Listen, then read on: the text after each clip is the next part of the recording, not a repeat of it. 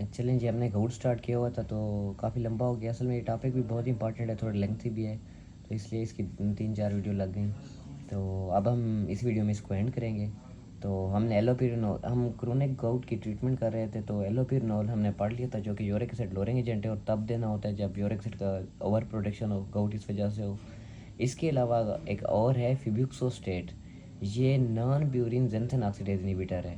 ठीक है, इसको तब देते हैं जब एलोपिरिनोल की इंटॉलरेंस हो या क्रोनिक किडनी डिजीज हो, क्योंकि इसका साइड इफ़ेक्ट है एलोपिरिनोल का कि ये ना हमारे रीनल फेलियर काज करवाता है। तो एक इंसान को, एक पेशेंट को किडनीज का प्रॉब्लम है तो हम उसको फिब्यूक्सोस्टेट नहीं दे, उसको हम एलोपिरिनोल नहीं देते, फिर उसको हम फिब्यूक्सोस्टेट देते हैं। इसका मैकेनिज्म सेम एलोपिरिनोल की तरह है। ठीक है, ये एक मतलब उसकी वो है, उसकी तरह ही है। तो साइड इफ़ेक्ट्स क्या हैं इसके? ये लिवर टॉक्सिसिटी काज करता है, रैश और आर्थ्रेल्जिया काज करता है। अच्छा, अब हमने जो अब तक ड्रग पढ़े थे क्रोनिक मैनेजमेंट थे में, वो थे यूरिक एसिड लोअरिंग एजेंट। अब हम पढ़ेंगे यूरिकोस्यूरिक एजेंट, मतलब जो यूरिक एसिड की एक्सक्रीशन ज़्यादा करवाएं। अगर अगर एक पेशेंट को रीनल फेलियर है, उसको डिहाइड्रेशन है, वो डाईयूरेटिक ले रहा है, तो फिर उसकी यूरिक एसिड की एक्सक्रीशन नहीं हो रही, तो तब ये ड्रग देने होते हैं। ठीक है, अगर यूरिक एसिड की प्रोडक्शन ज़्यादा हो रही है तो इनका कोई यूज़ नहीं है।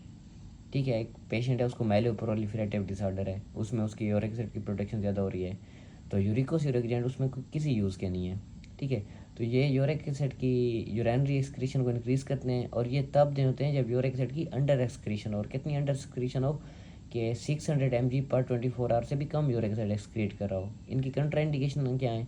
यूरिक एसिड ओवर प्रोडक्शन में ये नहीं देना, रीनल इम्पेयरमेंट में ये नहीं देना, और यूरोलिथियासिस में भी ये नहीं देने।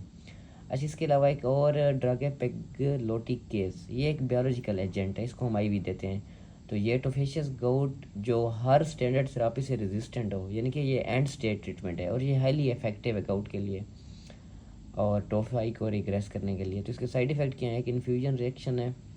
इन्फ्यूजन रिएक्शन हम एंटीस्टामिन और स्टेरॉइड से मैनेज कर लेते हैं। बाकी एक्यूट अटैक को प्रेसिपिटेट कर सकता है पिग्लोटिकेस, अगर फर्स्ट 3 मंथ ऑफ थेरापी में इसको दें तो। बाकी इस, क्योंकि ये एक बायोलॉजिकल एजेंट है, इसके अगेंस्ट बॉडी एंटीबॉडीज़ भी बना सकती है। तो अगर ये पेग्लोटिकेस के अगेंस्ट हमारी बॉडी एंटीबॉडी बना ले इसको फॉरेन एजेंट समझ के, तब भी ये हम लॉन्ग टर्म यूज़ नहीं कर सकते।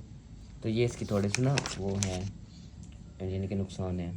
तो रिकरेंट गाउट के बारे में हम पढ़ते हैं कि in order to decrease the risk of acute attack in patient with chronic gout, chronic gout का पेशेंट है, उसमें एक्यूट अटैक के रिस्क को डिक्रीज करना है, तो हम क्या करेंगे? यूरिक एसिड लोअरिंग थेरापी देंगे प्लस फार्माकोलॉजिक प्रोफिलैक्सिस। कि आपने प्रोफिलैक्सिस में क्या करना है, फार्माकोलॉजिकल प्रोफिलैक्सिस में क्या देना है? एनएसएड्स वगैरह। अच्छा, फार्माकोलॉजिकल प्रोफिलैक्सिस वो कहता है क्या है? It should be continued for greater than 6 month if recurrent, bar bar attack हो तो हम 6 मंथ से ज़्यादा अर्सा इसको कंटिन्यू करेंगे। अब फार्माकोलॉजिकल प्रोफिलैक्सिस का जो ड्रग ऑफ चॉइस है ना, वो लो डोज कोल्चिसिन है, ये 50% केसेस में हम देते हैं। एनएसएड लेस इफेक्टिव हैं, स्टीराइड सबसे कम इफेक्टिव हैं। तो सबसे इफेक्टिव कौन है? या एमसीक्यू में आ सकता है कि आपने क्रोनिक गाउट के पेशेंट में एक्यूट अटैक के रिस्क को डिक्रीज़ करना है, और उसमें आप एक तो एलोपिरिनोल देते हैं, साथ में प्रोफिलैक्सिस के तौर पे क्या देते हैं? तो कोल्चिसिन देते हैं हम। ठीक है, तो हमारा गाउट कंप्लीट हो चुका है, उम्मीद है आपको समझ आ गई होगी। तो अगले लेक्चर में हम सीपीवी डी डिजीज़ करेंगे। तो अभी के लिए अल्लाह हाफ़िज़, थैंक यू।